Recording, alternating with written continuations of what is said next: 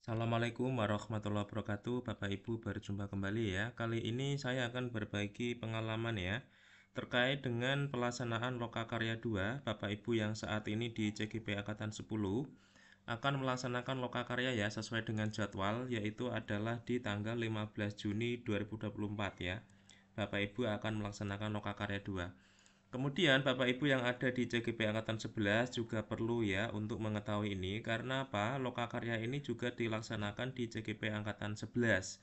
Ya, meskipun pelaksanaannya lebih dulu untuk CGP 10, tetapi nanti untuk CGP Angkatan 11 juga akan segera melaksanakan. Nah, kira-kira seperti apa Bapak dan Ibu Lokakarya 2? Jadi, untuk pemahaman bermakna Lokakarya 2 adalah visi guru penggerak mengenai lingkungan belajar yang positif melandasi proses pengembangan kodrat murid yang selamat dan bahagia. Produk yang dihasilkan ada dua, yaitu rencana terkait prakarsa perubahan yang terbaru level diri yang sudah diberikan umpan balik oleh calon guru penggerak lain. Yang kedua, rencana terkait strategi penyampaian disiplin positif di kelas dan konteks sekolah yang sudah diberikan umpan balik oleh CGP lain yang terbaru.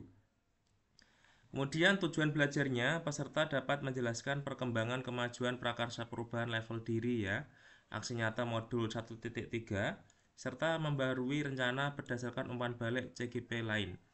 Yang kedua, peserta dapat menjelaskan rencana penyampaian disiplin positif di kelas dan strategi penerapan di sekolah. Ini adalah aksi nyata modul 1.4 serta memperbarui rencana berdasarkan umpan balik calon guru penggerak lain. Bapak Ibu di Lokakarya 2 berarti nanti Bapak Ibu harus menyiapkan dokumen aksi nyata modul 1.3 dan aksi nyata modul 1.4 Bapak Ibu ya. Karena nanti ini menjadi tujuan belajar di Lokakarya 2. Yang ketiga, peserta dapat menunjukkan kemampuan mempraktekkan segitiga restitusi dalam penerapan disiplin positif. Dan yang keempat, peserta dapat menunjukkan kemampuan dalam memandu pembuatan keyakinan kelas.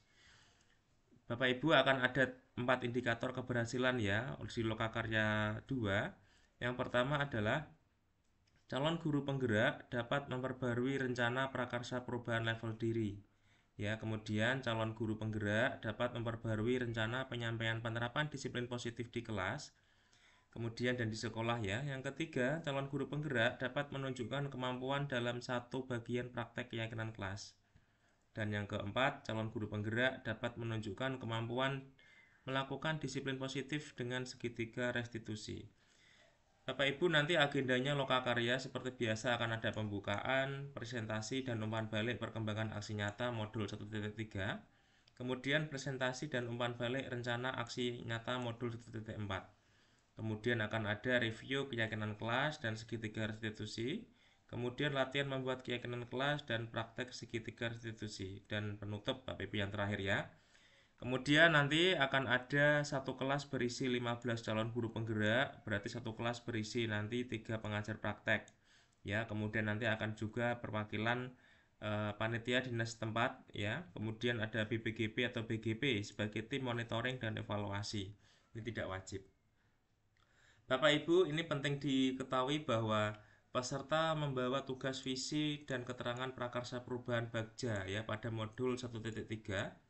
Kemudian peserta membawa tugas rencana penyampaian strategi penerapan disiplin positif pada pemangku kepentingan sekolah yang dibuat pada sesi aksi nyata modul 1.4.